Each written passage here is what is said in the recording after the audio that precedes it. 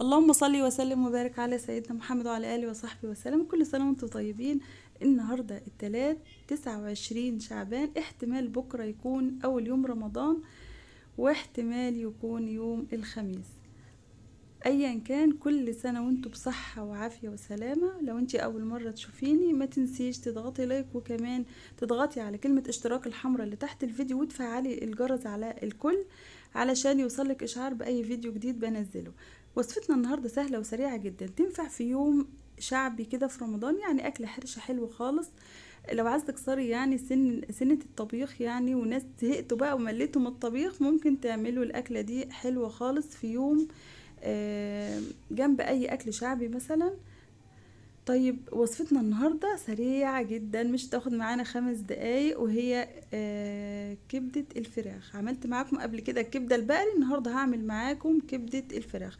الأول مقطعة الكبدة نصين، مش بقسمها، مش بقطعها قطع صغيرة، علشان كبدة الفراخ لما بتيجي تسويها يعني بتتهري معاكي شوية، فاحنا نخليها على قد ما نقدر قطع كبيرة. انا طبعا غسلها كويس جدا ومنضفاها ونقعها بليمون، خلي، لا يا بنات، ليمون ودقيق وملح. وصفيتها كويس جدا، وبعد ما صفيتها حطيت لها شويه توابل كده حلوين، فلفل اسمر وكمون وشويه كزبره ناشفه مطحونه، وكمان حاطه شويه بهارات لحوم صغيرين. طيب بعد ما شوحت التومه وطلعت ريحه التوم معانا، بننزل بالكبده على نار عاليه جدا، لازم تاخد معانا صدمه عشان ما تنزلش ميتها. انا هنا كنت بوريكم البرطمان ده فيه الدقه اللي انا عملتها معاكم قبل كده من حوالي فيديوهين 3 كده. عملت معاكم فيديو الدقه دي، دقه الفلفل الاخضر. هحط لكم الرابط بتاع الدقه في اول تعليق مثبت تحت الفيديو، اللي حابه تشوفني انا عملت الدقه ازاي. زي ما انتم شايفين لونها اخضر لحد يعني لحد اخر معلقه في البرطمان بيبقى لونها اخضر، مش بتغير خالص. ممكن تحتاجيها لو انتي تستخدميها. لو انتي كمان، انا النهارده ما عنديش فلفل فريش احط للكبده، فانا هاخد معلقتين من الدقه دي، علشان يعني بستبدل الفلفل بالدقه. طيب المهم ان انا بعد ما بدي للكبده صدمه، اي لحوم سواء شاورما لحمه، شاورما فراخ، كبده بقري او كبده فراخ، لازم تاخد منك صدمه يعني. الطاسه اللي انت بتحط فيها او الزيت يكون سخن جدا، وتكون على نار عاليه جدا. تمام. طيب ليه بقى صدمه؟ علشان ما تنزلش ميتها، عشان تتشوح معانا كده وتاخد طعم التشويحه في الزيت، تبقى طعمها حلو وطالع منها ريحه حلوه كده.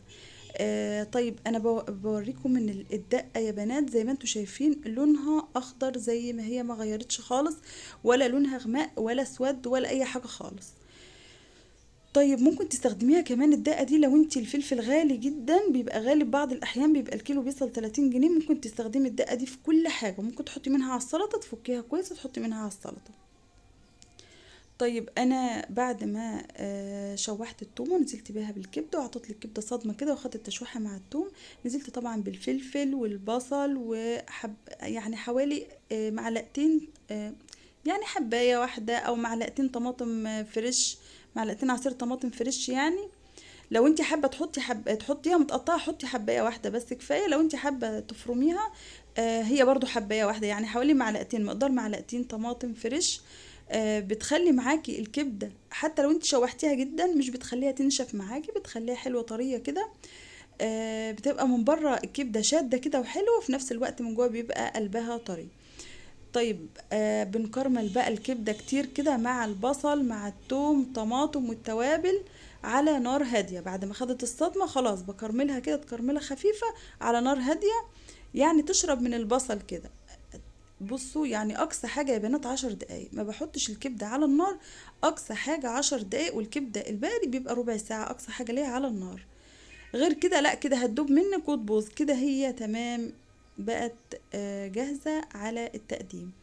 يا رب يكون الفيديو عجبكم، يا رب اكون بقدم لكم حاجة حلوة بتستفيدوا منها. يا رب اللي اول مرة تشوفني ما تنسيش تضغطي على كلمة اشتراك الحمراء اللي تحت الفيديو، ولو انت شايفاني ومتابعاني من قبل كده اضغطي على اللايك، وقولوا لي رأيكم في الوصفة في التعليقات. واللي عايز يشوف، اللي عايز اسم الصفحة على الفيس اللي بنزل عليها الفيديوهات، يكتب لي في التعليقات او يدخل عندي على الخاص. اشوفكم فيديوهات جاية كتير، وما تنسوش الصلاة على النبي. اللهم صل وسلم وبارك على سيدنا محمد وعلى آله